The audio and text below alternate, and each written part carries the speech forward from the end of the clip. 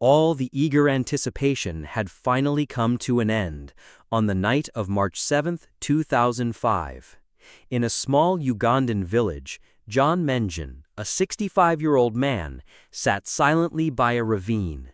His friends and neighbors, 9 children and 31 grandchildren, were also hiding nearby, vigilant, scanning the darkness. The village had once been full of life. Children played freely and families lived in harmony. But 14 years ago, in 1991, everything changed. People began vanishing, suddenly, inexplicably, and their bodies would later wash up in the ravine. Some disappeared without a trace. Over those years, 83 villagers had been killed. That number equaled nearly 10% of the entire population. John knew everyone in that village personally. He saw loss every day. Others accepted the calamity as something supernatural, beyond control. Sometimes the victims are found in the ravine, but what can we do? We just have to live with it. But John refused to give in. He said, "No, we must look deeper. We must understand what's happening."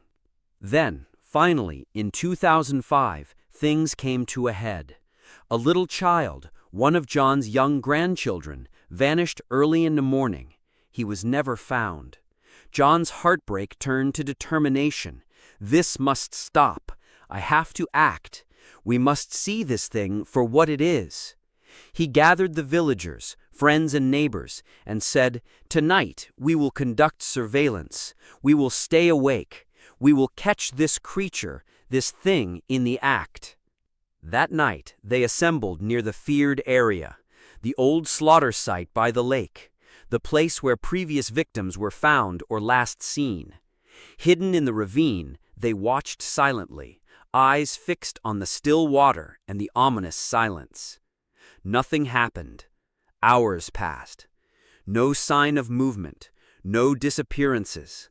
The villagers grew tired, their resolve shaken. But John rallied them. "We must return again. This night wasn't enough." On the second night, with more volunteers and renewed resolve, they repeated the vigil. Again, nothing. Night after night, for 4 nights, the same, silent, empty, and still. John remained defiant. "We may not control this, but we must try. Give me just one more night." He changed tactics that 7th night, hung chunks of meat from trees near the old site, bait to lure whatever lurked below.